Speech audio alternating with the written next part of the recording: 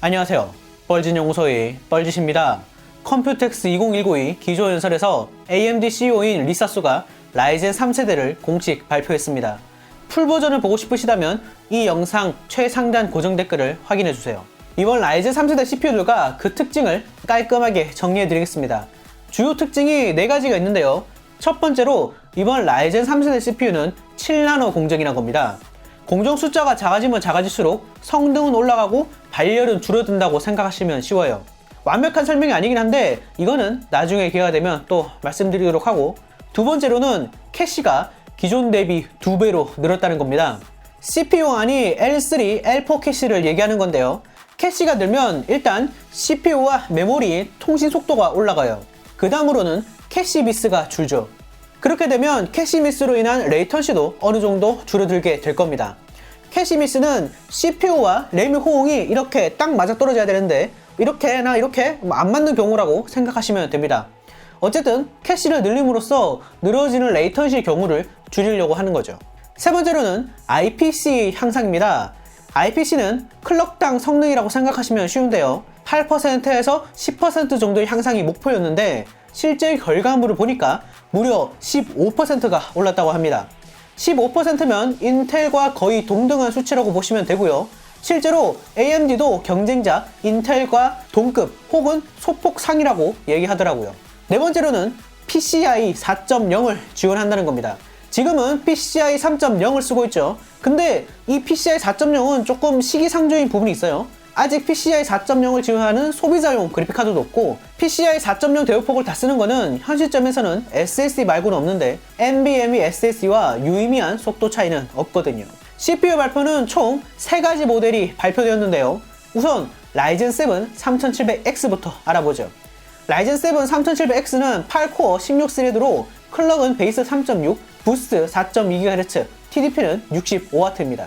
기존 2700X 대비 싱글 스레드 성능은 15%, 멀티 스레드 성능은 18% 향상되었음에도 불구하고 전력 소비는 40% 더 낮다고 하네요. AMD는 i7 9700K와 시네벤치로 비교했는데요. 라이젠 7 3700X가 더 빠른 모습을 볼 수 있습니다. 참고로 i7 9700K는 $385, 라이젠 7 3700X는 $329요. 라이젠 쪽이 약 6만원 정도 더 쌉니다.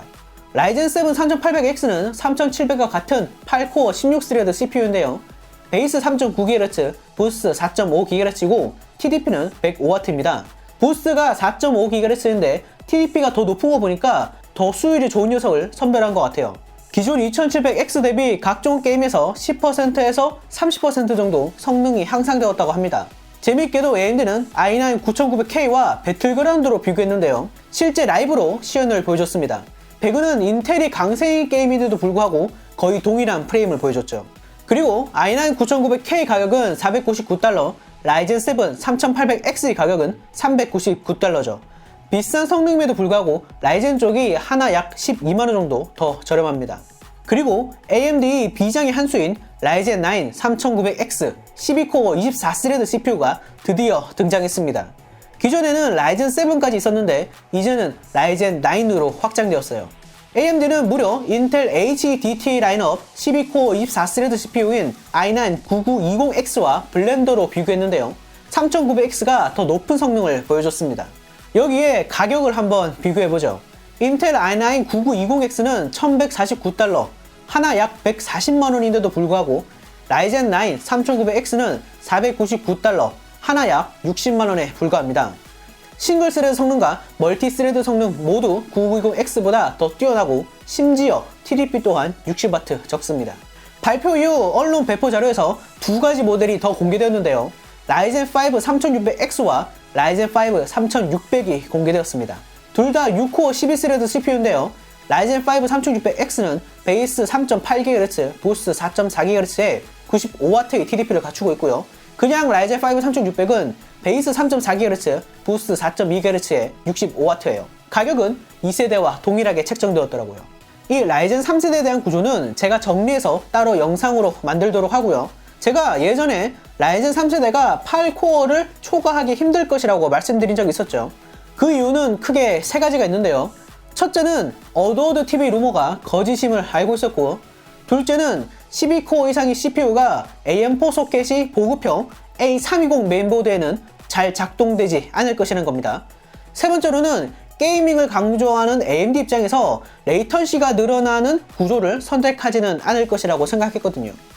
일단 첫 번째 어드워드 TV 루머는 이게 거짓인 게 밝혀졌으니까 넘어가도록 하고, 두 번째는 AMD에서 A320 메인보드에 대해서는 3세대 지원을 하지 않기로 결정했습니다. A320 메인보드도 똑같은 AM4 메인보드인데 약간 이해할 수 없는 부분이긴 해요.